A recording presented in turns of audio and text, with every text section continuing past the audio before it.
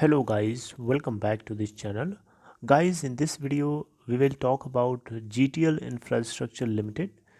इसके बारे में मैं अपनी तरफ से कुछ चीज़ें आप लोगों के साथ शेयर करूंगा, डिस्कस करूंगा और आप लोग उस बात से एग्री भी कर सकते हैं और डिसएग्री भी कर सकते हैं, राइट?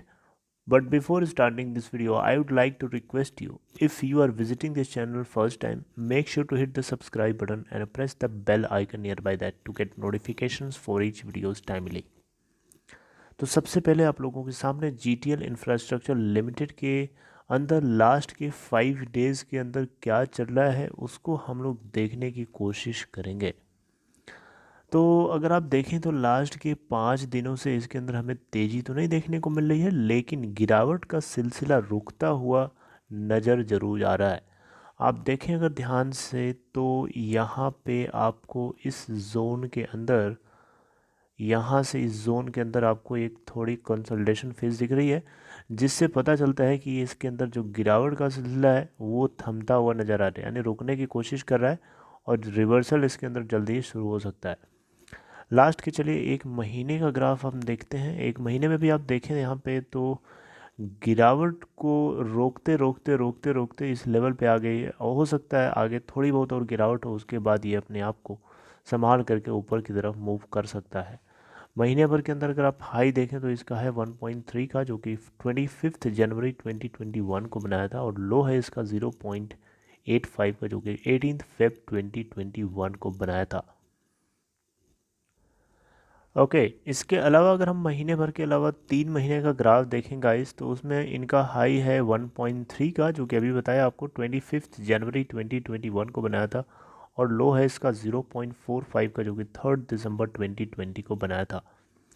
तो लास्ट के 6 मंथ में अगर आप देखें तो ये एक कंसोलिडेशन फेज़ के बाद जो है निकल के ऊपर गया है, एंड ऊपर जाने के बाद थोड़ा सा करेक्शन आ रहा है, और एक करेक्शन अभी थोड़ा सा आपको कंटिन्यू होता हुआ दिखाई देगा, लेकिन जल्दी ही ये रिकवर कर जाएगा।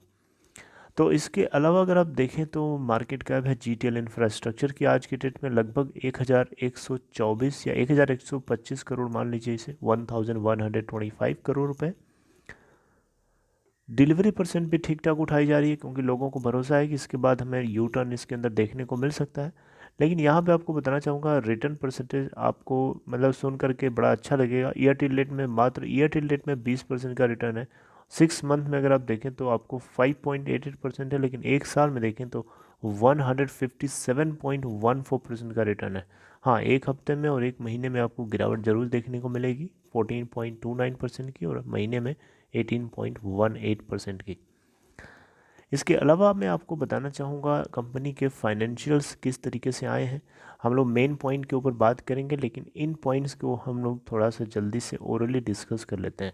दिसंबर क्वार्टर में अगर आप देखें तो GTL इंफ्रास्ट्रक्चर लिमिटेड की जो टोटल सेल्स हुई हैं 348 करोड़ के आसपास हुई हैं, जबकि सितंबर क्वार्टर में इनकी जो नेट सेल्स थी 345 करोड़ की थी।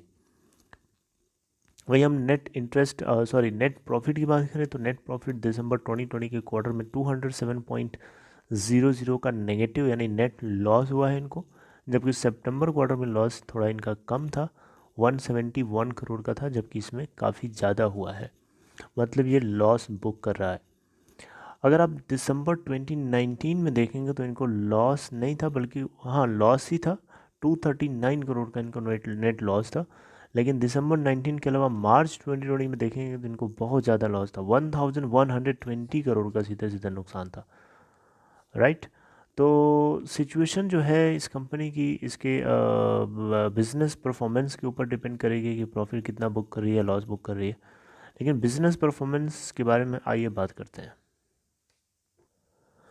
ओके तो गाइस GTL इंफ्रास्ट्रक्चर लिमिटेड का बिज़नेस क्या है, इसके ऊपर थोड़ा सा आपको ओवरव्यू दूंगा, फिर उसके बाद बात करेंगे कि इसको वोडाफोन आइडिया के साथ क्या कनेक्शन होना चाहिए।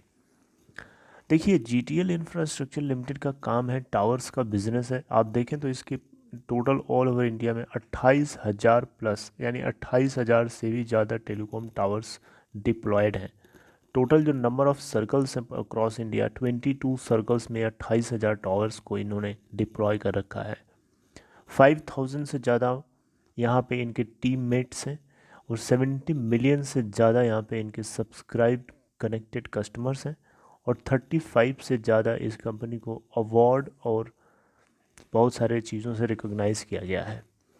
तो यहाँ पे कंपनी का बिज़नेस क्या है? कंपनी का बिज़नेस है टेलीकॉम टावर्स का बिज़नेस है, एक इंफ्रास्ट्रक्चर का बिज़नेस है। और ये कंपनीज़ को जो टेलीकॉम मेजर टावर प्रोवाइडर्स हैं, सर्विस प्रोवाइडर्स हैं, उनको अपने टावर्स को रेंट पे देती है, राइट। तो वहाँ से इसका कुछ रेवेन्यू आता है और इस तरीके के मल्टीपल चीज़ें ये एसोसिएटेड है इसके इस बिज़नेस से, जिसको ये पूरी तरीके से अगर फंक्शनल प्रॉपरली करें तो इनका नेट लॉस नहीं होता, लेकिन ये फंक्शनैलिटी इनकी पूरी तरीके से नहीं हो पाती है, कोई ना कोई दिक्कत रह जाती है। तो इसी बातों को लेकर के, इन्हीं बातों को लेकर मेरे दिमाग में क्वेश्चन आ रहा था कि ऐसा नहीं हो सकता क्या, जब जीटीएल इंफ्रास्ट्रक्चर लिमिटेड जो है वोडाफोन आइडिया के साथ टाई अप क्यों नहीं कर लेता? इसके सामने एक बड़ा अच्छा मौका है। मैं इसलिए बोल रहा हूँ क्योंकि आप टेलीकॉम सेक्टर में अगर आप देखें तो एयरटेल के पीछे खड़ा है इंडस टावर, यानी एयरटेल का काफ़ी ज़्यादा स्टेक है इंडस टावर के अंदर, राइट। आपको पता है उसके अंदर वोडा आइडिया का भी इन्वेस्टमेंट था, लेकिन 11.515% की स्टेक जो है वोडाफोन आइडिया ने बेच दिया था, जिसको लेकर के उनको कुछ अमाउंट रिसीव हुए थे। लेकिन एयरटेल का पूरा अभी उसके अंदर बना हुआ है, भारतीय एयरटेल का, राइट, इंडस स्टार के साथ। उसी तरीके से अगर आप देखें दूसरी साइड जियो को लेकर के, तो जियो जो है आरकॉम के टावर्स के ऊपर पूरी तरीके से अपने सर्विसेज को डिप्लॉय करके फ़ायदा लूट रहा है, कमा रहा है। वो अलग बात है कि आरकॉम को कुछ नहीं दे रहा है, दैट इज़ डिफरेंट पार्ट। देना चाहिए लेकिन वो नहीं दे रहा है, तो उसके लिए हम लोग क्या कर सकते हैं, लेकिन करना चाहिए सेफ भी सरकार को, लेकिन वो लोग कुछ करते नहीं है because they are internally connected.